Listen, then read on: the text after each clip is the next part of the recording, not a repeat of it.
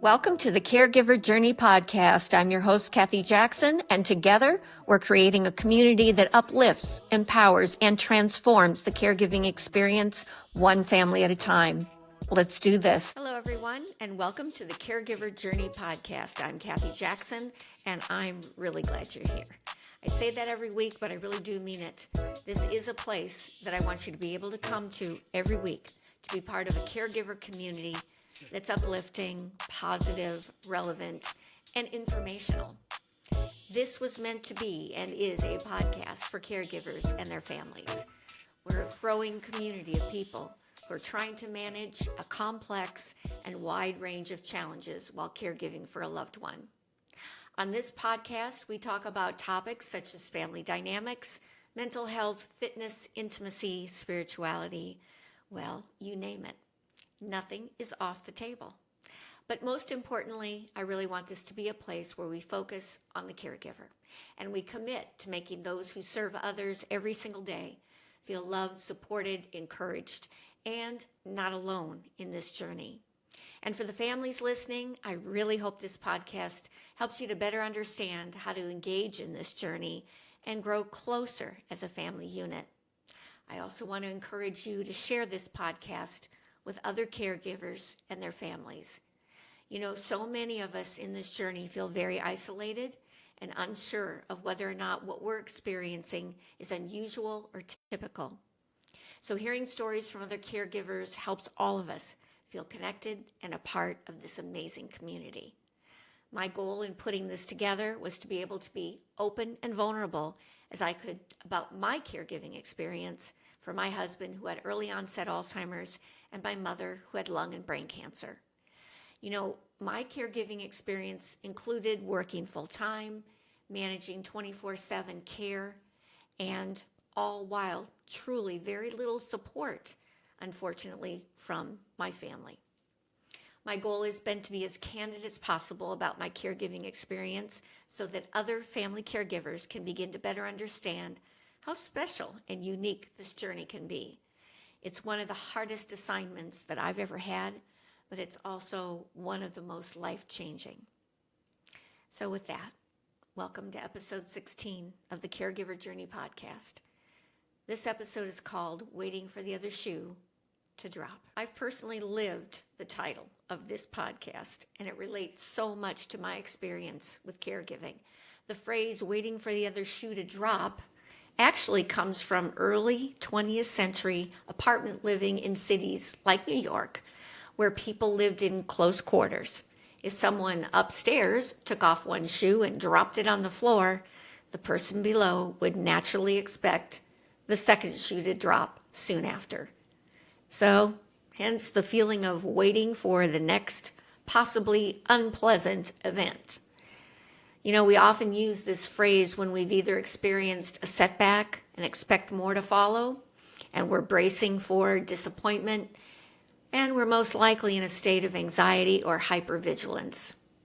So why do some of us expect the worst, while others expect the best? Why do some of us approach circumstances with fear and doubt, while others respond with confidence and courage? Chances are how we view potential challenging circumstances might depend on just a few things. For example, our past experiences. So what does that mean? It means whether or not you've had more negative circumstances, which can lead to a tendency to expect the worst, a form of learned helplessness, or whether you've had more positive reinforcement from past successes, which builds your confidence and your optimism. And that might determine how we approach new circumstances. Now, would you say the majority of your past experiences have been positive, or have they been negative?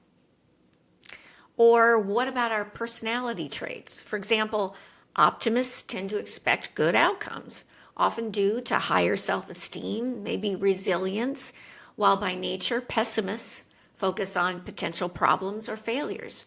And why is that? Well, sometimes it's used as a protective mechanism. So which one are you? And our cognitive biases. So if you have a negativity bias, that's because as humans, we're wired to pay more attention to negative outcomes as a survival mechanism.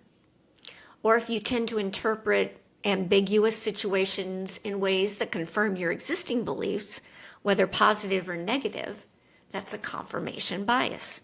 In other words, if we believe someone is a bad person, everything we hear about that person we view through the lens of negativity, confirming our own bias. Or if we believe someone can do no wrong, our confirmation bias ensures any negative information about that person is ignored or discarded. So, do you have any confirmation bias? Let's talk about our environment or our culture, which also impacts how we view or approach challenging situations. For example, if you come from what I call a supportive environment, like your family's very supportive, you are in a workplace where you've got good colleagues who support you, you have a great community, maybe a church, those groups can foster a sense of hope and positivity. Whereas if you come from a high stress or critical environment, that may lead to more cautious or negative expectations. If you don't have an environment where you can be yourself, where you're loved and valued for who you are, your environment can certainly negatively impact how you see challenging or difficult circumstances. So I'm going to ask you the question, what is your current environment like? Is it more positive and supportive, or is it more negative? Another important factor in all of this is the state of your mental health. Now, mental health can influence our perspective because conditions such as anxiety or depression can skew expectations toward negative outcomes. But good therapy and mindfulness practices can help reframe these thought patterns. How is your mental health? And the last one I want to talk about is risk perception. People who are risk averse may anticipate negative results to prepare for the worst, while those who are risk tolerant may focus on potential rewards instead. How many of you remember the movie Parenthood with Steve Martin? At the end of the movie, Steve Martin and his wife, played by Mary Steenburgen, are on a roller coaster at a theme park. And she is having the time of her life, and he's ready to lose his lunch. The scene is a great analogy for how each one was experiencing some news they had just received. Which one are you? Are you screaming with delight or yelling to get off the ride? Let me talk about an example of waiting for the other shoe to drop from my own caregiving experience. And I'm going to use the first one, past experience, as a jumping off point. Just prior to my husband's diagnosis of early onset Alzheimer's, I had been diagnosed with cancer. Mike's son had taken his own life at the age of 27. And then my husband underwent heart valve surgery. And to add to all that, the main floor of our newly renovated home had flooded. Now, in all honesty, this wasn't everything that was going on at the time, but you get the picture. My life daily was a trip to hell and back. As far as personality traits were concerned, Mike was always the optimist, saw the world as glass half full, and although I never considered myself a pessimist, maybe a realist by nature, but all of the circumstance mentioned earlier and leading up to Mike's diagnosis had me not just leaning in a pessimistic direction, but fully immersed in a climate of cynicism. And I would say confirmation bias was my cognitive stance because I was behaving more like a pessimist. Everything that occurred around and during that time only confirmed my negative and cynical view of life and our circumstances. Now, in the aspect of environment, this one is more difficult for me to assess because Mike was always my support, and his ability to maintain that role declined even before his diagnosis. So again, I was feeling confused, concerned, versus feeling supported and encouraged. And my mental health at that time was also suffering. I made no time for therapy, for working out, taking care of myself, and the spiral downward that sense of hopelessness and negativity continued. And lastly, I ultimately anticipated negative outcomes because the past few years, which included several traumatic events, created a momentum and a snowball effect where my outlook on life was limited to what will go wrong next. I wanted off that roller coaster. Now, having said all of that, what if I had looked at all of this very differently? Instead of waiting for the other shoe to drop, what if I had reframed my perspective and considered an alternative approach? I want to talk about 6 things to consider the next time you feel overwhelmed with negativity. The first one is I really want you to consider practicing self-awareness. Start by noticing your thoughts. Are they mostly critical? Are they fearful? Are you doubtful? Awareness is the first step to change. Yes, we had a number of gut-wrenching circumstances happen in our family prior to Mike's diagnosis of Alzheimer's. And I could have seen his diagnosis as the second shoe dropping. But you know what? What I failed to realize at the time was there had been a significant number of really good things happening as well. We had the birth of a grandchild. Our daughter graduated from college. Our son started college. And we had another son get married. We had a daughter get engaged. The list goes on and on. But instead of being grateful for all of those good things in my life, I focused on all of the negative aspects of my life. So number 2, let's talk about reframing negative thoughts. So instead of suppressing negative thoughts, reframe them into more balanced or constructive ones. So for example, instead of I always mess things up, try, you know what, I've made mistakes, but I'm learning, I'm growing, and I'm improving. Number 3, use positive affirmations. Positive affirmations help to kind of rewire your brain by reinforcing positive beliefs. So what's an example of that? I'm capable and I'm resilient. Or I handle challenges with grace and strength. Say them aloud or write them down daily. And if you think this is a bunch of malarkey, I challenge you to try it for just 1 week and see how your perspective changes. Next, surround yourself with positivity. How do you do that? Spend time with people who lift you up. Limit your exposure to negative news or toxic environments. Watch that algorithm on your social media. Stop scrolling. Get away from your phone. Read or listen to inspiring content. What you take in tends to take root. So pay attention to what you're taking in. Take care of your body. Your physical well-being supports your mental well-being.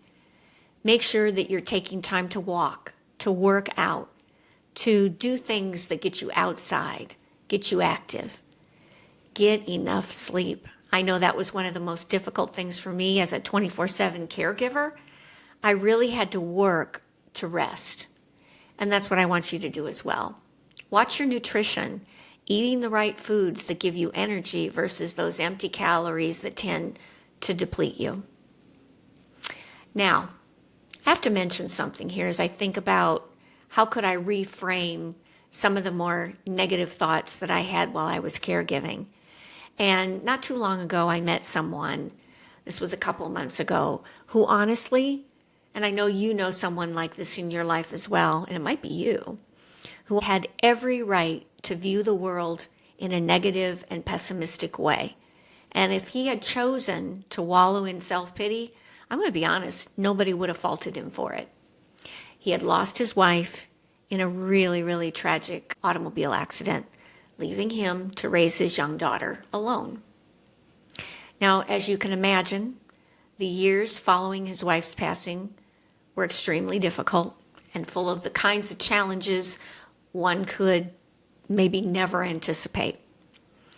As easy as it could have been for him to spiral out of control, which I know I would, instead he chose to practice some of the very things we just discussed. And not just for himself, but for his daughter. He practiced self-awareness, recognizing when he needed to pull himself out of negative thoughts and actions, reframed his negative thoughts. He practiced positive affirmations. He surrounded himself with an amazing family, by the way, and friends who could lift him and his daughter up. And then he took good care of his mental health through good therapy and committed to physical health by regular workouts at the gym. You know, I can speak to this in this person and how his approach drastically changed his life because I see him live it every single day. I see how his positive view on life changed the trajectory of not just his life and not just the life of his daughter, but for all those around him who watched him do it. I see how through challenge, he saw opportunity to become a better person, a better father, and a better friend. I watch him practice gratitude as if it were an Olympic sport. Would any of us fault him for being cynical about his future, expecting the other shoe to drop? Of course not. But instead, his story is an inspiration. His story is a reminder that no matter how difficult life can get, there is a choice in how we live it, how we see it, and how we embrace it. We can list our grievances or remember how very blessed we are. We can focus on what went wrong or anticipate all that can possibly go right. We can spend our time calculating our misfortune or consider investing in a commodity with a much, much better return. I know how challenging your caregiving situations are. Some of you are caring for a loved one with a terminal illness, or you're caring for a child with a challenging disability or difficult diagnosis. And some of you have made tremendous sacrifices to be there for your loved one. Others of you are slowly losing yourselves after years and years of caregiving. I also know the days can be exhausting and the nights can be incredibly long and lonely. My goal in talking to you about this topic today was to encourage you to not let yourself see the world through only one lens, but instead see the beauty in a brand new perspective. It's not an easy ask, I know that. Being grateful when all you've experienced has been sadness and maybe that feeling of hopelessness, that might feel fake and inauthentic to you. But I challenge you to consider recalibrating your optics, realigning your reality. Yeah, I know. The other shoe may ultimately drop. I know that. But in between those two drops are hours of delightful conversation, minutes of pure joy, seconds of excitement, and moments of laughter. Please don't miss out on these precious experiences because you're anticipating something negative to happen. Life is way too short, my friend. And now, living life's lessons.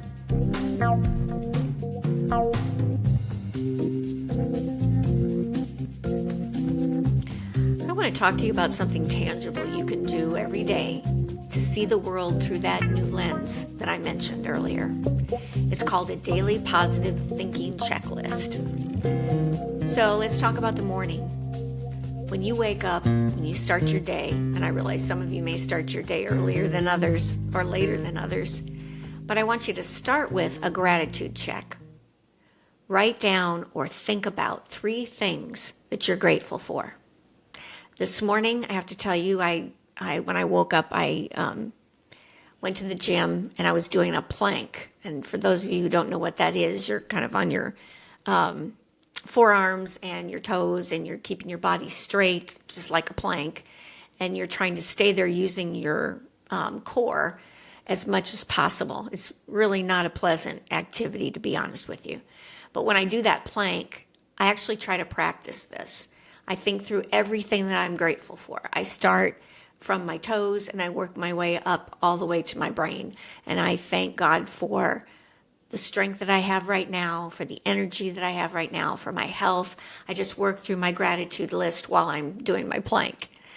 I think about things like I'm grateful my car is running, that eventually these braces are going to come off. So I go through that list first thing in the morning, and it can change every day, but that's how I want to begin, how I set the tone for what my day is going to be like. Then positive intention. Set one positive intention for the day. In other words, I'm going to approach any challenge that comes across my day. I'm going to meet that calmly. I'm not going to get stressed out. I'm not going to freak out. I'm going to act with calmness. And then have an affirmation. Say or write one empowering affirmation. I am capable. I am strong. I'm a great caregiver. I am disciplined. Any one of those would work, but come up with one that makes sense for you. All right, so that's the morning. That gets you off to a good start, setting the tone for the day. And I know that feels a little bit awkward to start with, but once you get going, I think you're going to really find that this is something that you enjoy doing. So midday, just to keep you calibrated and centered, take a mindful moment. Take just a few minutes to breathe deeply, to do a quick, what I call body scan. How are you feeling? Are you tense? Are you relaxed? How are you feeling in the middle of the day? And then reframe a thought. Catch one negative thought and reframe it into something that's more balanced or more hopeful. Then celebrate a win. Acknowledge one thing you've done so far during the day, no matter how small. Then as you move in towards the evening, it's a time to really reflect and recharge. A gratitude reflection is listing 3 good things that happened today. And I would say, I went to the gym, I got my script and my podcast completed and edited, and then my third thing would be that I was able to get outside and get a good walk in. And then the next thing you want to focus on is self-compassion. Forgive yourself for any mistakes or stressors that you had today. Positive visualization. Spend 1 to 2 minutes imagining a positive outcome for tomorrow. So if you're already stressed about something, for example, I used to get pretty stressed about getting Mike ready in the morning. It was quite a physical feat. So for positive visualization, I might say, I'm going to do this really well tomorrow. It's going to go smoothly. I don't anticipate any problems. Now, maybe you don't want to tackle a morning, a midday, and an evening set of checklists. So start with one, and I suggest the morning. Start there, and then work your way through the day over time.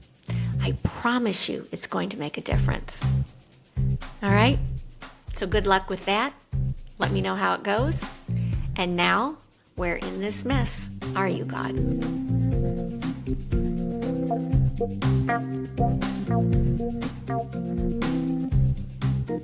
Okay, I'm going to admit it. I'm a worrier.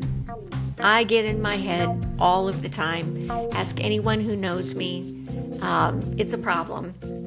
So here are 3 verses that I really try to remember, and I actually should put it on repeat on my phone so I'm hearing them every day. But Matthew 6:34, therefore do not worry about tomorrow, for tomorrow will worry about itself. Each day has enough trouble of its own. Isn't that the truth? Don't worry about tomorrow. I worry a lot about tomorrow, but I've learned, especially as I've increased my prayer life and reading my Bible, that this is where faith steps in, that I need to trust God, that even if I'm stressed about something, that He's got me. And I need to let faith take over, and I need to let worry disappear. One of my other favorite Bible verses around all of this is Proverbs 3:5-6. Trust in the Lord with all your heart. and lean not on your own understanding. In all your ways, submit to him, and he will make your paths straight. Wow, that is so encouraging to me, that if we just surrender control, God will guide us with clarity and peace. Now, that to me is an amazing promise that I don't take enough advantage of. Again, I get in my head, I want to control things, and I fail to really let God direct my path. I'm still working on it. And then the next verse that I really appreciate and take to heart is Philippians 4:6-7. Do not be anxious about anything, but in every situation, by prayer and petition, with thanksgiving, present your requests to God, and the peace of God will guard your hearts and your minds in Christ Jesus. So what does all that mean? It means prayer is the antidote to anxiety. I'm going to say that again. Prayer is the antidote to anxiety. God is offering peace in exchange for our worries. That's amazing. What a gift that is. And yet we fail day after day after day to take advantage of that. Like I've said before, I'm a work in progress. I know what God promises us, but I continue to neglect the gift that he's put in front of me. But I'll get there someday. At any rate, you know what I want you to do now? I want you to take care of you as much as you take care of others. And I'll see you back here next week. Bye.